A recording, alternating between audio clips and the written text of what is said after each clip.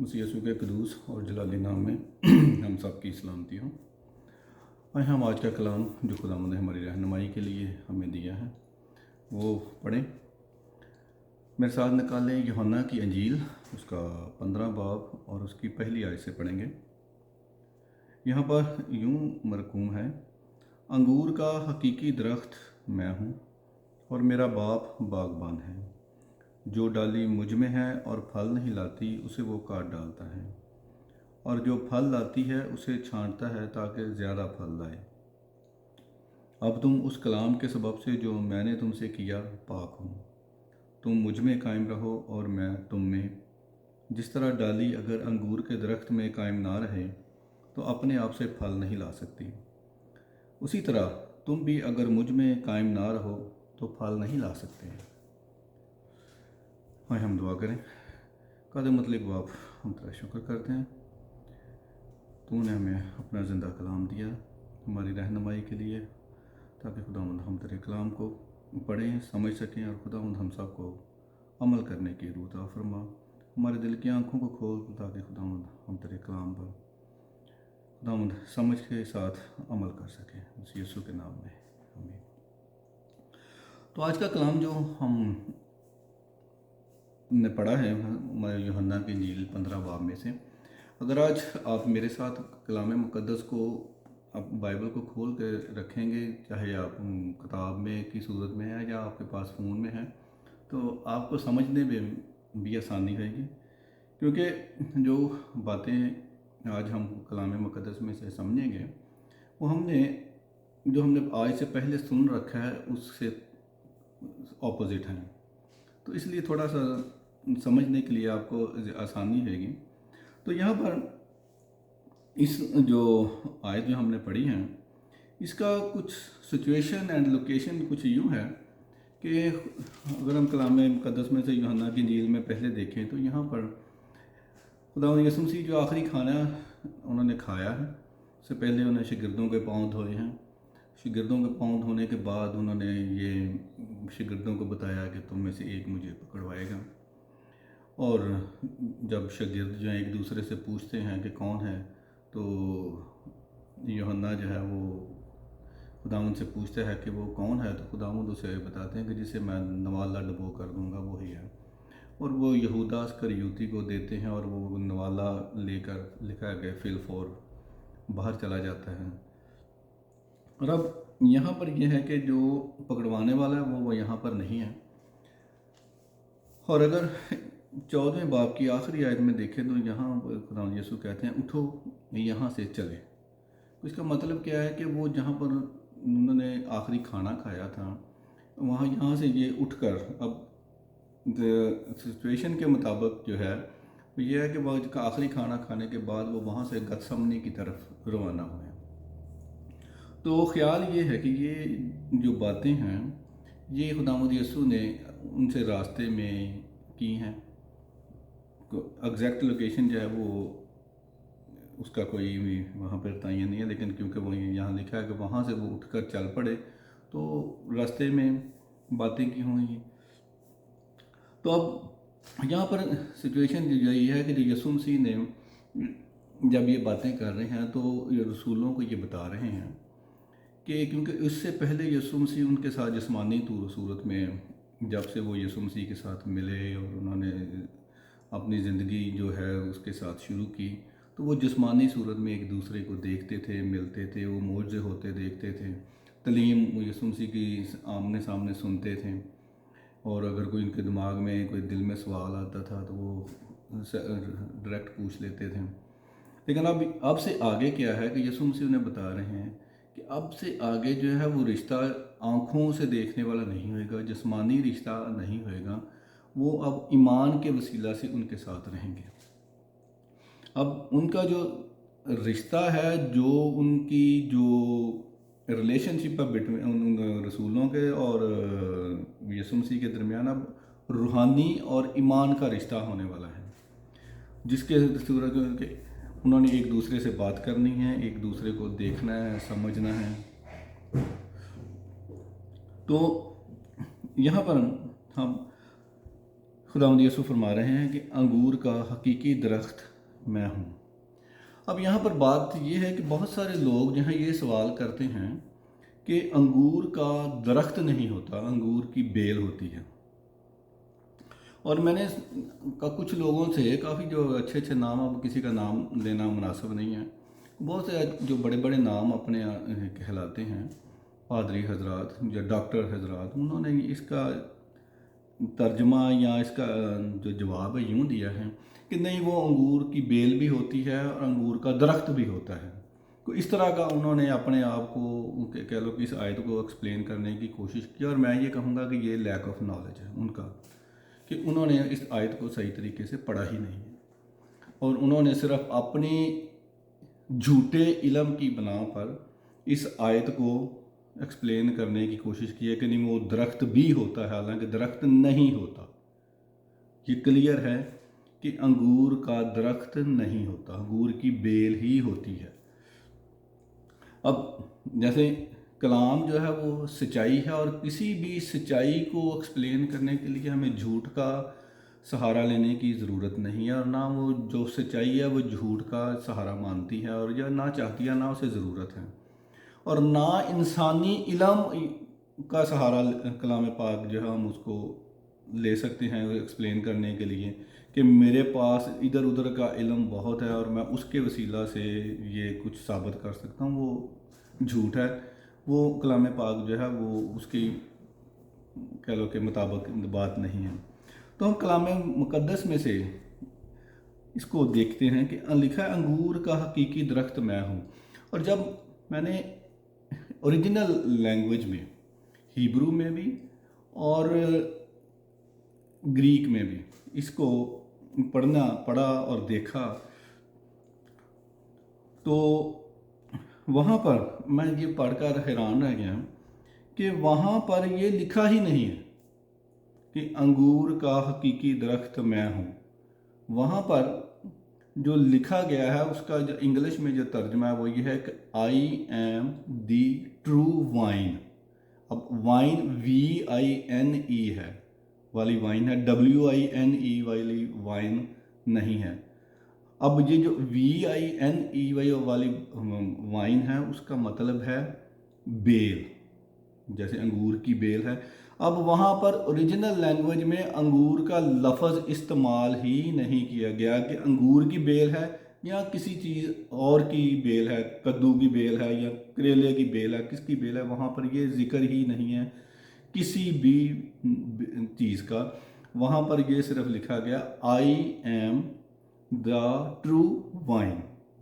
और जो वाइन के लिए लफ्ज़ ओरिजिनल इस्तेमाल किया गया है हिब्रू लैंग्वेज में गिफन, GEPHEN, इसको तो हिब्रू में इसको गिफन बोलते हैं, जिसका मतलब है बेल, किसी भी चीज़ की बेल जो है, जैसे हम कहते हैं कि ये बेल है।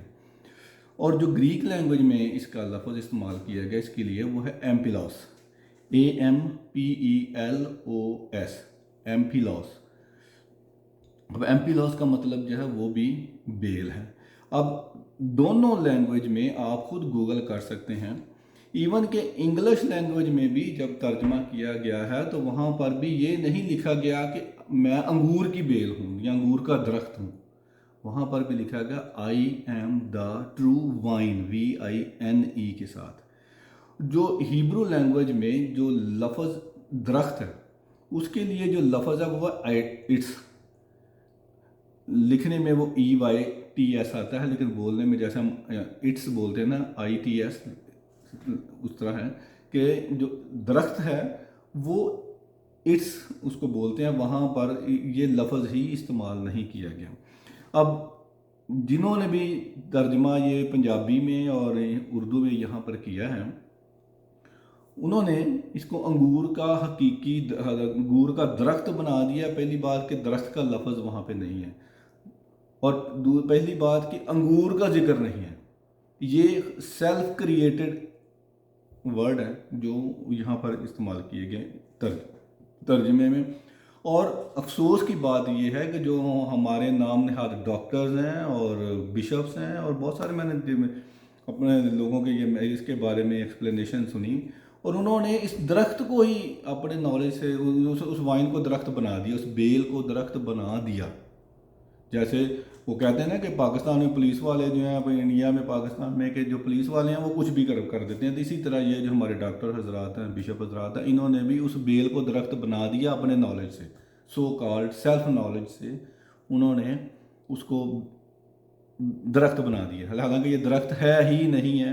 آپ خود آج جس دور سے ہم گزر رہے ہیں، جو آپ میری باتوں پر یقین نہ کریں، کسی کی باتوں پر یقین نہ کریں، اب آپ جو باتیں میں کہہ رہا ہوں اس کو خود گوگل کریں، آپ جو کلام مقدس کا ڈفرینٹ ورژنز ہیں ترجمے کے، آپ ان میں دیکھیں کہ وہاں پر کیا لکھا ہوا ہے۔ آپ کو وہاں پر جو گریک ٹرانسلیشن ہے وہ بھی ملے گی، جو ہیبرو ٹرانسلیشن ہے وہ بھی ملے گی، ایون کہ جو ایک آرتھوڈاکس میں ٹرانسلیشن پڑھ رہا تھا وہاں پر انہوں نے یہ لکھا کہ I am the truth vine of truth, کہ میں سچائی کی بیل ہوں۔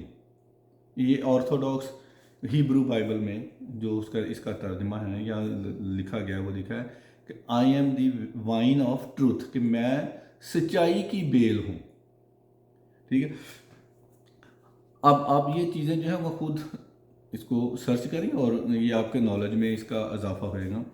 تو یہاں پر یہ چیز جو ہم نے دیکھی ہے کہ یہاں پر پہلی بات ہے کہ انگور کا ذکر نہیں ہے، دوسرا وہ درخت نہیں ہے، بیل ہے۔ تو اگر ہم یہ کریں کہ اب لفظ یہاں پر یسوع مسیح نے لکھا ہے کہ حقیقی سچائی جو ہے، اب اس لفظ کا مطلب کیا ہے کہ اگر وہ یہ بھی کہہ سکتا ہے کہ میں بیل ہوں، لیکن وہ یہاں پر لفظ کہہ رہا ہے کہ میں حقیقی بیل ہوں۔ تو اب حقیقی کے بارے میں ہم جانیں گے کہ یسوع مسیح نے یہ حقیقی کا لفظ کیوں استعمال کیا، کیونکہ بائبل کا ایک ایک لفظ، ایک ایک نقطہ جو ہے وہ اس کا ایک معنی ہے، وہ بغیر مطلب کہ اس کو نہیں لکھا گیا۔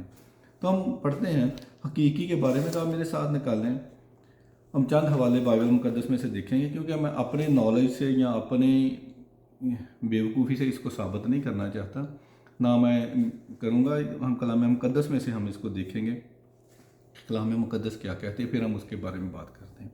تو آپ میرے ساتھ نکال لیں یسایہ کی کتاب، اس کا 5 باب اور اس کی پہلی 2-3 آیتیں جو ہیں وہ پڑھتے ہیں۔ یہاں پر لکھا ہے، اب میں اپنے محبوب کے لیے اپنے محبوب کا ایک گیت اس کے تاکستان کی بابت گاؤں گا۔ میرے محبوب کا تاکستان ایک زرخیز پہاڑ پر تھا، اور اس نے اسے کھودا اور اس سے پتھر نکال پھینکے اور اچھی سے اچھی تاکیں اس میں لگائیں اور اس میں برج بنایا، اور ایک کولو بھی اس میں تراشا اور انتظار کیا کہ اس میں اچھے انگور لگے، لیکن اس میں جنگلی انگور لگے۔ اب یہاں پر بھی اگر آپ ہیبرو لینگویج میں یسایہ کی کتاب کو دیکھیں گے تو یہاں پر بھی جو لفظ تاکستان کا لگایا گیا، وہ تاک جس کو ہم اردو میں تاک بولتے ہیں، بیل بولتے ہیں، اس کا جب اس کو جمع کرتے ہیں تو وہ تاکستان بنتا ہے، کہ بہت ساری تاکیں جو ہیں، بیلز جو ہیں وہ لگائی گئی ہیں، اس کا ذکر خداوند کہتا ہے۔ اور لکھا اچھی سے اچھی تاکیں، جو بیل جو تھی وہ کہتا ہے کہ میں نے جو اچھی سے اچھی تھی وہ لگائی۔ ٹھیک ہے، یہ کس کے بارے میں کہہ رہا ہے خداوند؟ کہ اسرائیل کے بارے میں۔ اب کہ میں نے ایک تاکستان جو ہے وہ لگایا۔ ایک اور حوالہ دیکھتے ہیں، زبور 80 نکال، اس میں ہم پڑھیں گے 8ویں آیت سے لے آگے کو، لکھا ہے، تو مصر سے ایک تاک لایا، تو نے قوموں کو خارج کر کے اسے لگایا، تو نے اس کے لیے جگہ تیار کی، اس نے گہری جڑ پکڑی اور زمین کو بھر دیا، پہاڑ اس کے سایہ میں چھپ گئے اور اس کی ڈالیاں خدا کے دیوداروں کی مانند تھیں، اس نے اپنی شاخیں سمندر تک پھیلائیں اور اپنی ٹہنیاں دریائے فرات تک، پھر تو نے اس کی باڑوں کو کیوں توڑ ڈالا؟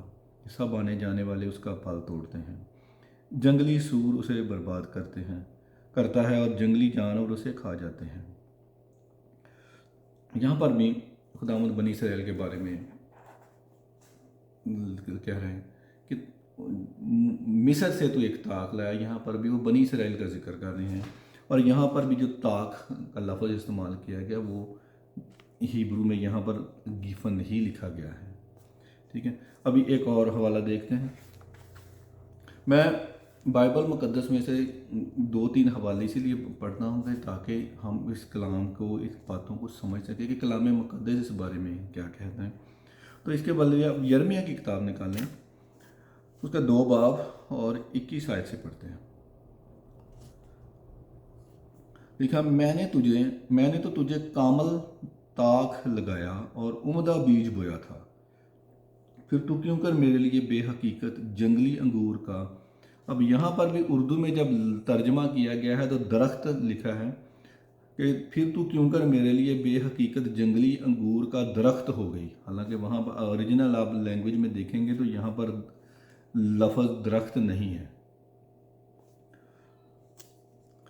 तो हमने ये देखा कि खुदावंद है जो एक ताक का जिक्र करता है कि ताकिस्तान लगाया, वो बनी इसराइल का जिक्र करता है कि वो मिस्र से उस ताक को लेके आया और उसने बनी इसराइल में वो उस ताकिस्तान को लगाया। लेकिन अगर हम मरकज़ की इंजील में देखें, मरकज़ की इंजील निकालें, वहाँ पर भी खुदावंद यीशु एक तमसील में ये बयान करते हैं, इसी चीज़ जिक्र को फरमाते हैं। 12 बाब निकालें, मरकज़ 12 बाब। हम यही मत्ती की इंजील 21 बाब उसकी 33 आयत में भी है और लूका में भी इसका जिक्र किया गया है 20 बाब में। तो यहाँ से हम पढ़ते हैं मरकज़ की इंजील में 12 बाब से पहली आयत से। देखिए, फिर वो उनसे तमसीलों में बातें करने लगा कि एक शख्स ने ताकिस्तान लगाया। अब यहाँ पर भी एम्फिलॉन का जिक्र है कि ताकिस्तान जो ताक लगाई है उसके बारे में है। और उसके चारों तरफ अहाता घेरा और हौज खोदा और बुर्ज बनाया और उसे बागबानों को ठेके पर देकर परदेश चला गया। फिर फल के मौसम में उसने एक नौकर को बागबानों के पास भेजा ताकि बागबानों से ताकिस्तान के फलों का हिस्सा ले ले, लेकिन उन्होंने उसे पकड़कर पीटा और खाली हाथ लौटा दिया। उसने फिर एक और नौकर को उनके पास भेजा, मगर उन्होंने उसका सर फोड़ दिया और बेइज्जत किया। फिर उसने एक और को भेजा, उन्होंने उसे कत्ल किया। फिर और गतेरों को भेजा, उन्होंने उनमें से बाज को पीटा और बाज को कत्ल किया। अब एक बाकी था जो उसका प्यारा बेटा था, उसने आखिर उसे उनके पास ये कहकर भेजा कि वो मेरे बेटे का तो लिहाज करेंगे। लेकिन उन बागबानों ने आपस में कहा, यही वारिस है, आओ इसे कत्ल कर डालें, मिरास हमारी हो जाएगी। बस उन्होंने उसे पकड़कर कत्ल किया और ताकिस्तान के बाहर फेंक दिया। अब ताकिस्तान का मालिक क्या करेगा? वो आएगा और उन बागबानों को हलाक करके ताकिस्तान औरों को दे देगा। अब यहाँ पर खुदावंद यीशु खुद इस बात का जिक्र कर रहे हैं कि जो वो ताकिस्तान खुदावंद ने लगाया था वो बनी इसराइल था। लेकिन वो बनी इसराइल जो क्योंकि उनको वक्त पर खुदा को फल ना दे सके, इसलिए वो यहाँ पर कहता है कि जो हकीकी है, जो रियल है, जो वक्त पर फल देगा वो मैं हूँ। हकीकी जो ताक है वो मैं हूँ और वो अपने बारे में जिक्र करता है। और मैं हूँ, आपने जाना कि जिस तरह खुदावंद ने यूहन्ना की इंजील में 7 दफ़ा इसका जिक्र किया है, मैं हूँ का, जो खरूज की किताब में भी जब खुदावंद मूसा को झाड़ियों में मिलता है तो खुद मूसा कहता है कि जब मैं आप तेरा इंट्रोडक्शन कराऊँ, बताऊँ कि क्या किसने मुझे भेजा है, तो खुदावंद वहाँ पे कहते हैं कि मैं हूँ सो हूँ। तो उसी बात का यहाँ पर खुदावंद यीशु जिक्र करते हैं कि मैं हूँ। यहाँ पर वो अपने आप को खुदा ज़ाहिर कर रहे हैं कि मैं हूँ, और हकीकी कि मैं रियल में जो हकीकी ताक है वो मैं हूँ। अब आगे चलते हैं, लिखा और मेरा बाप बागबान है।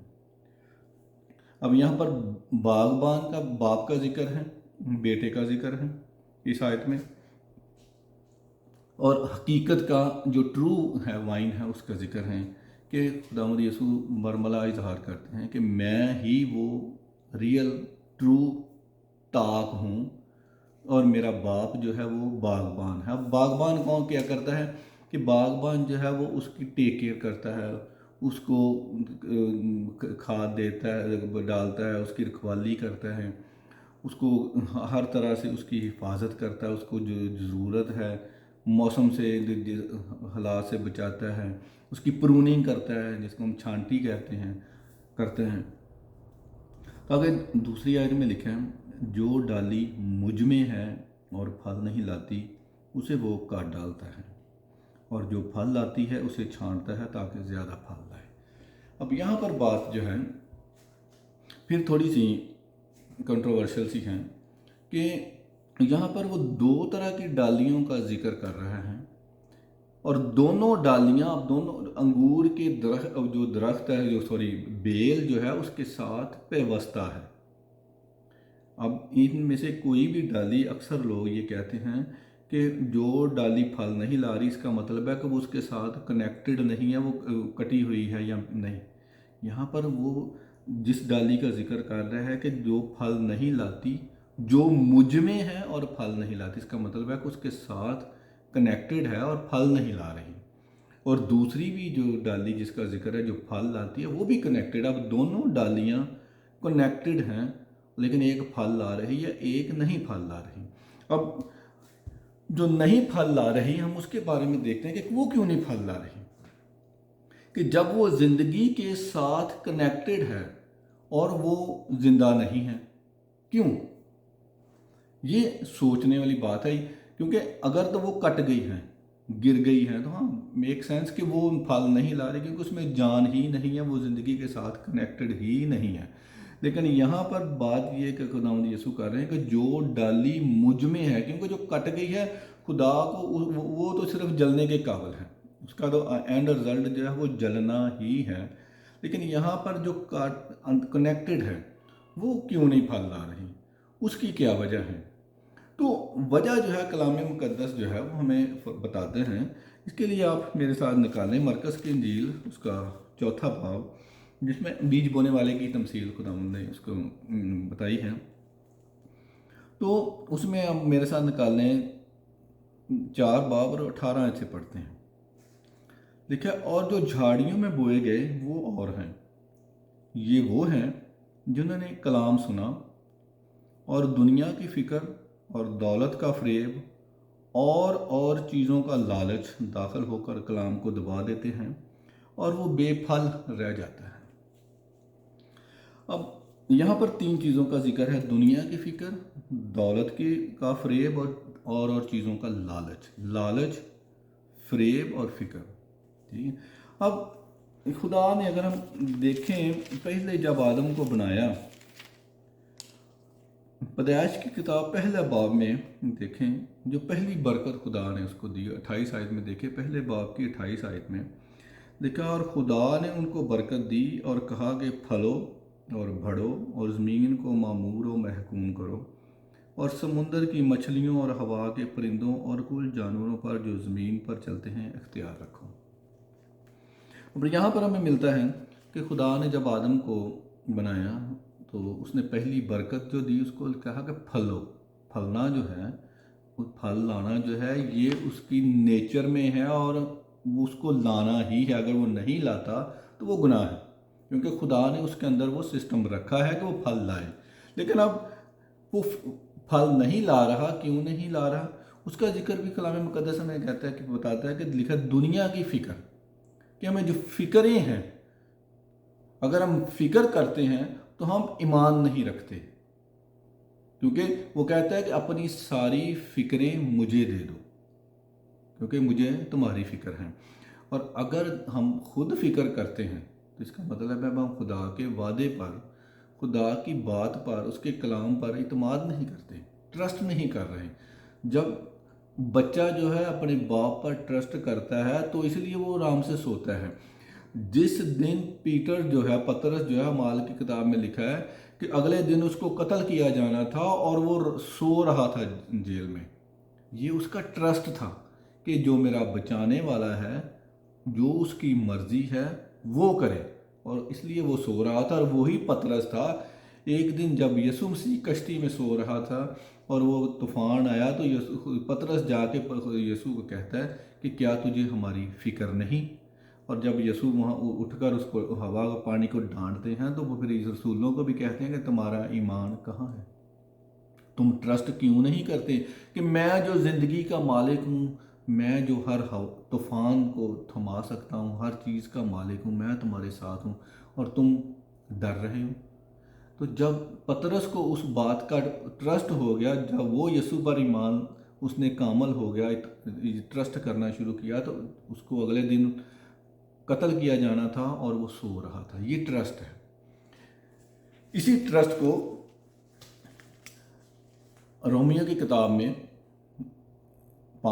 4 باب میں پولس رسول بتاتے ہیں کہ جو ابراہیم ہے وہ نا امیدی کی حالت میں امید کے ساتھ ایمان لایا کہ خدا جو ہے وہ جس نے فرمایا ہے وہ سب کچھ کر سکتا ہے۔ لکھا کہ اس نے اپنے مردہ سے جسم اور سارا کے رحم کی مردگی کا لحاظ نہ کرتے ہوئے اس بات کو سچ جانا کہ جس نے یہ فرمایا ہے وہ کرنے پر قادر ہے، اور لکھا ہے کہ یہ اس کے لیے راست بازی گنا گیا۔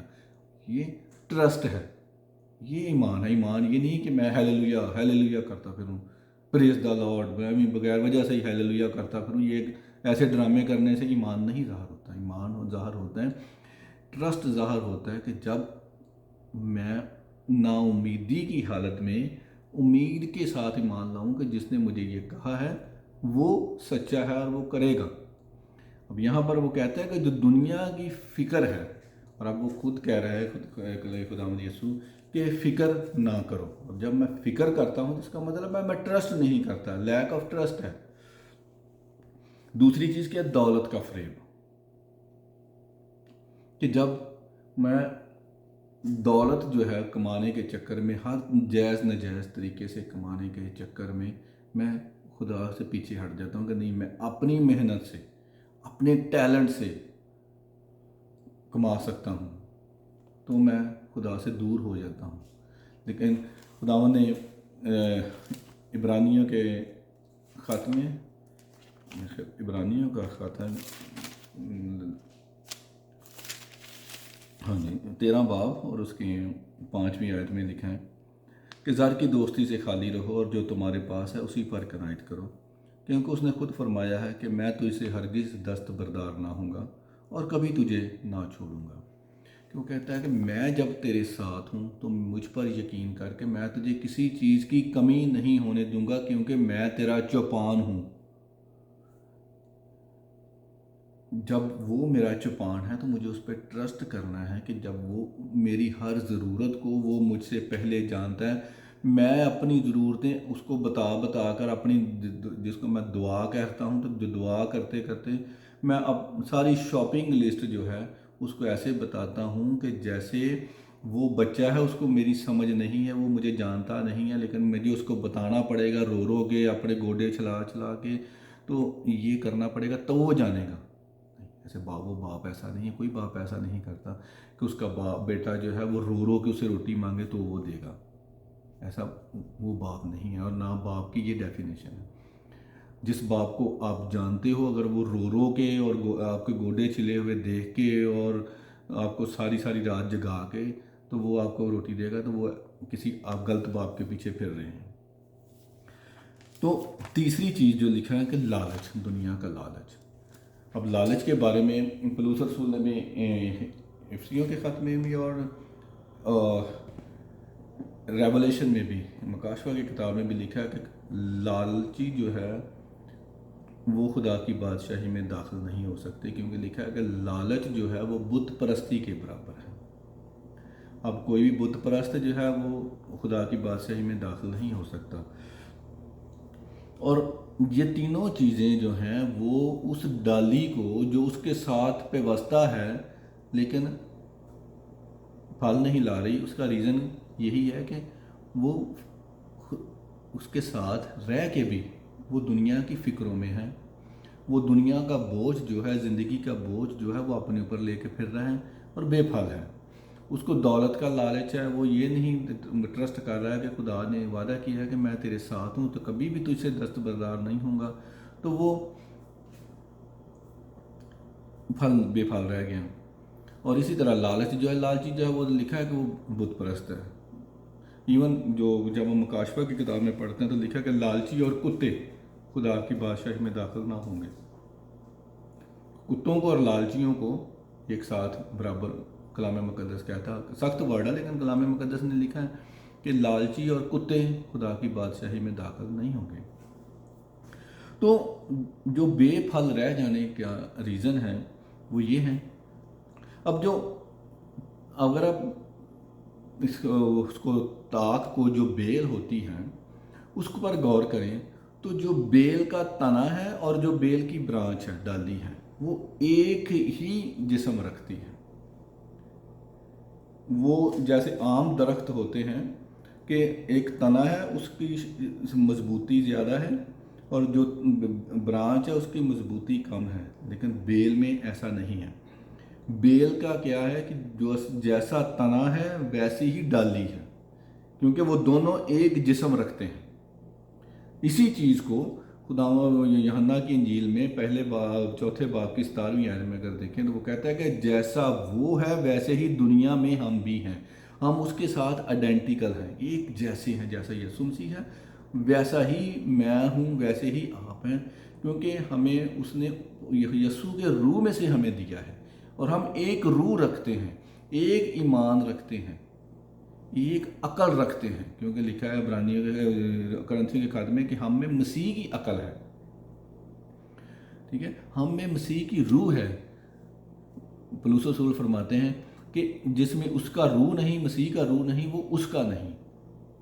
तो मुझ में जब मसीह की रूह है तो यही चीज़ वो बेल के और उसके जिक्र में फरमा रहे हैं कि जब बेल का और दोनों एक जिस्म रखते हैं और एक जान है उनकी। ठीक है, इसलिए उसने कहा कि मैं बेल हूँ और तुम डालियाँ हो, कि जब इतना बड़ा जो रुतबा है वो उसने हमें दिया है। जैसे यहाँ पहले यूहन्ना के पहले खाते के पहले बाब में लिखा है कि हमारी उसके साथ शराकत है, पार्टनरशिप है, कि हम खुदावंद यीशु के साथ, बाप के साथ हमारी पार्टनरशिप है कि जो कुछ उसका है हम उसमें हिस्सेदार हैं। यही चीज़ वो यहाँ पर जिक्र कर रहे हैं, खुदावंद यीशु खुद फरमा रहे हैं कि बेल जो है वो एक ही जिस्म है, एक ही जान है, एक ही रूह है और वो एक दूसरे के साथ कनेक्ट होती हैं। और जो फल लाती है वो ब्रांच लाती है। बेल पे फल लगता है, अब जो उसका मेन तना है उसके फल नहीं लगता, क्योंकि लेकिन वो ज़िंदगी उससे फ्लो होती है। इसीलिए वो कहता है कि उसके साथ कनेक्टेड रहना ज़रूरी है। अब जो फल लाती है, आप देखें जो प्रूनिंग है, जो छांटी करना है, वो क्या है।